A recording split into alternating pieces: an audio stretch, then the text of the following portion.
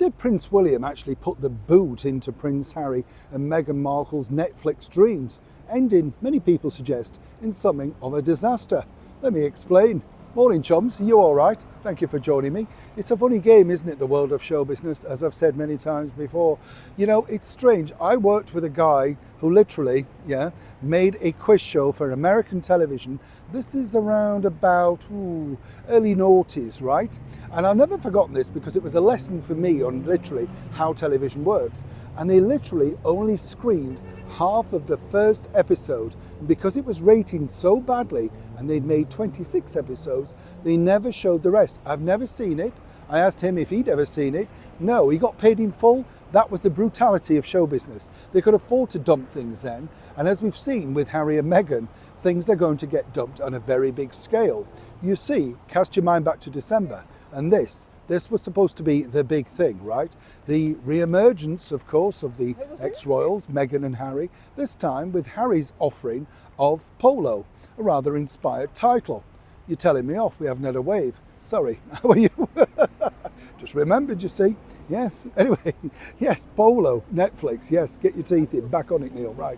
Yes, well, anyway, the thing is, this seriously was meant to be the thing, right? And it was going to be this, a kind of like, in my opinion, the way it was sold to me by the chiefs, the bosses, was Dallas and Dynasty, sort of super sexy, glamorous women, good looking guys, all on horseback, very elitist sport, but nonetheless. And what was interesting was just how little, should we say, Prince Harry truly was in it. Even better, some people might suggest, that Meghan only made a fleeting appearance. But you'll notice that she was an executive producer on this show. And very big at the end, the titles, executive produced by Meghan Markle and, of course, Prince Harry, the Duke and Duchess of Sussex, right? That's what we were told. But the bigger issue, which I've just found out, and as ever, I have to say allegedly, is the fact that this could have been a very big show. But there was a problem, right? And behind the scenes, this is what I love about this job. You find out exactly what's really going on. You see, the problem was when you're looking back at the history of polo, and particularly in, say, Harry's world, naturally he played a lot of it with his father, the King, King Charles, and his elder brother, the Prince of Wales, Prince William. And naturally, Netflix wanted to know, well, what do you own? And the thing is, right, he doesn't really own the imagery of those people. What happens in television is you need rights.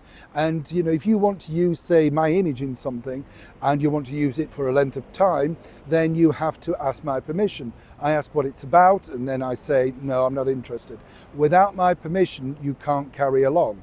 That's exactly what I've been told, allegedly, happened with Prince William and Prince Harry. You see, he had whole movies. He had pictures and snaps and offbeat photographs, stuff like that, which would have padded it out and then given Harry an opportunity to talk about the love of polo and how much he's loved it since he's been a child. You get the picture. But it wasn't to be. And so consequently, that's the reason, in my opinion, why without that fleshing out and that sort of ability to be able to talk about his first time, playing, say, with his father or his brother in a big event at Windsor Great Park, all of that sort of stuff. Really what they were looking for were the footage of, when Meghan and Catherine went to watch the polo, remember that? Well, the rights they were unable to get for that as well.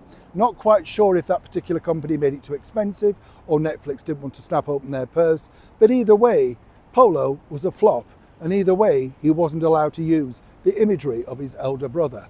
You see how this works now in the world of show business? Neil Sean in the very heart of London.